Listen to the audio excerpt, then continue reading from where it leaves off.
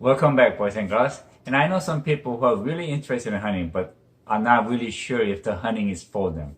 And they had a lot of questions for me. So I decided to make some videos of what hunting is and if this really fits you or not. Fact one, over 90% of cost to maintain the national forest and wildlife preservation comes from hunters and fishermen like us in a form of sportsman's tax that is embedded into every equipment that we buy. I think it's a little bit over 7%, and all the hunting and fishing license that we purchase.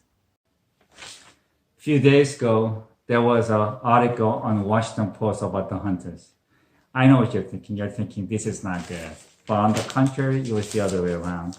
Here it says hunting is declining, creating a crisis for conservation.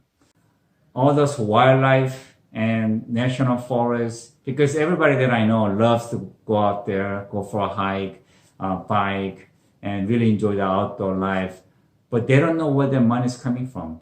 And they really need to stop and think, wow, it's beautiful. Who's paying for this? And majority of the money that is spent to preserve and protect our conservation comes from the hunters. That's the fact.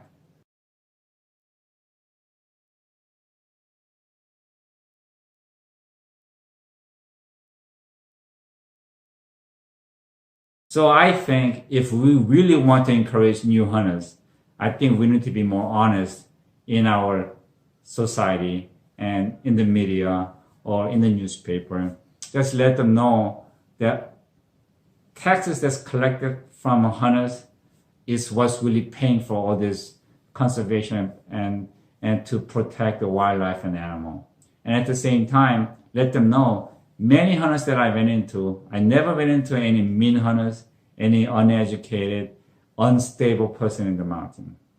Everybody I met, they're good people, very humble, loves the outdoor, loves the animal, and they're willing to spend their hard-earned money to protect what they love. First, I want to make a video about kind of visualizing the whole hunting process and see if this really fits you before you go out and start spending money on the hunting equipment and committing yourself to it. And if given a chance, hunt with someone who actually hunts, and then you could really see what this is really like.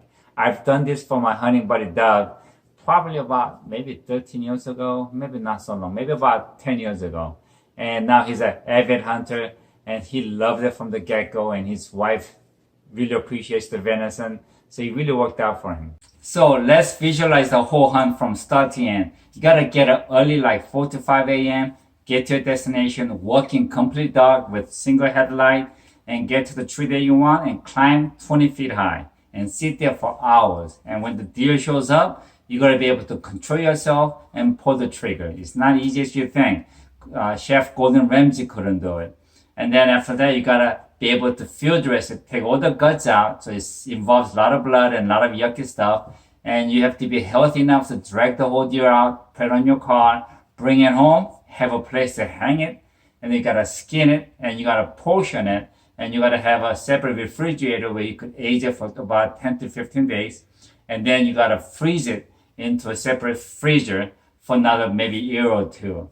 So it involves a lot of work, and then after all that, you have to know how to cook it right, because in my opinion, actually my whole family's opinion, venison is much better than beef if you know how to cook it right. But if you don't, it might be too dry and taste gamey.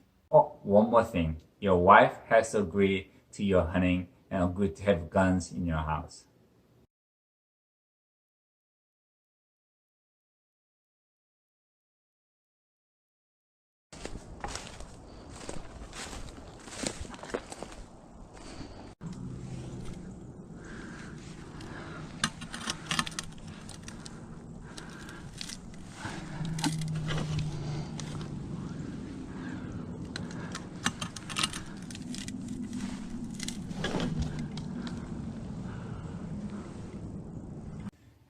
It is now 8 o'clock, and I have not seen any squirrels.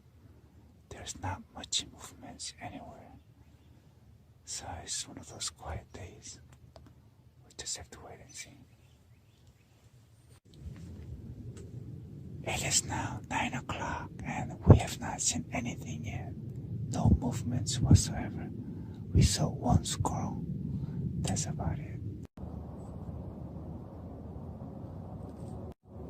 Matt.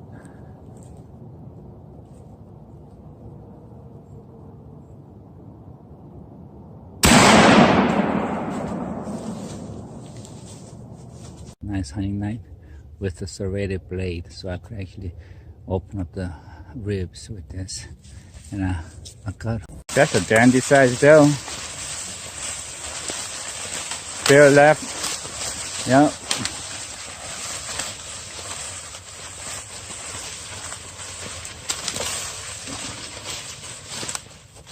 Pounds. I had a hell of a time dragging this guy out. His antler is not huge, but it's very nicely symmetric. It's beautiful, so I'm happy with that. I'm 5'10.5", and this guy's humongous. Now, if you see kind of bloody spot like this, just cut it and throw it away. Like I said, you don't want blood in your meat. That's what makes what makes it taste really gamey. And some people don't like the taste of blood. I don't either.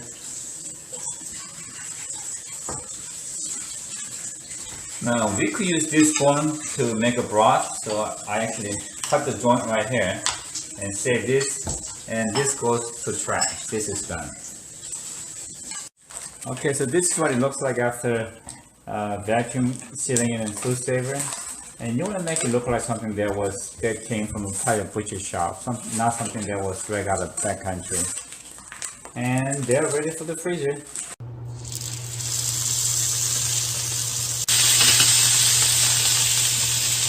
Like to add our barbecue sauce, or you could stay warmer longer. All right, let's try the steak. Oh, it looks really, really good.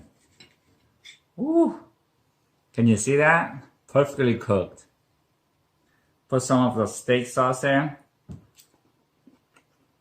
Wow.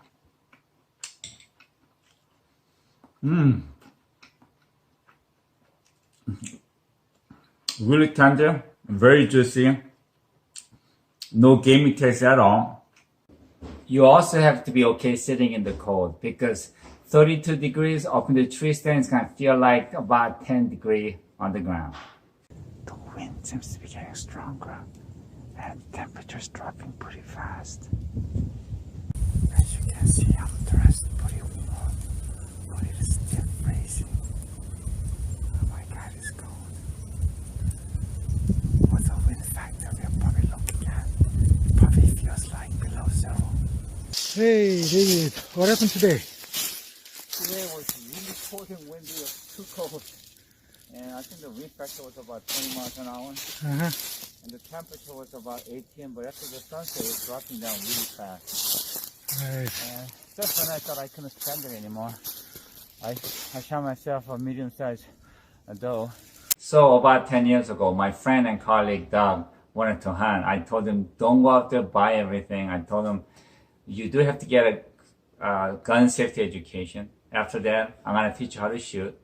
And then after that, I'm going to lend you my guns, my hunting equipment, my tree stands. You just have to get pants that fit you. You could actually borrow my jacket and everything. And I told them, try it once and see if you like it. And then try the meat, try the whole thing. And if you like it, then you could go out and spend your money on equipment and get really, really serious. So he went through all that. And the first day of the hunt, we went out together. Guess what? I know it's not for everybody.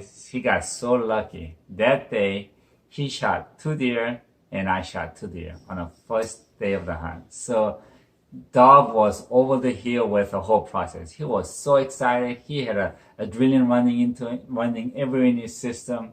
He was giggling. He was laughing. He was very, very happy. So was I. And then when we brought the deer home, and when we processed the whole thing, and their family tried the venison, his wife really appreciated the quality of the meat, and she loved it. And their kids was a little hesitant, so at first they didn't tell him it was a venison. They just told him it was a beef, and they didn't mind at all. So it took their little kids a little while to get used to venison, but now they love it. So way I see it is that if you go through the whole process, and if you still like the whole thing, and if your family approves it, then there's so much to benefit from it.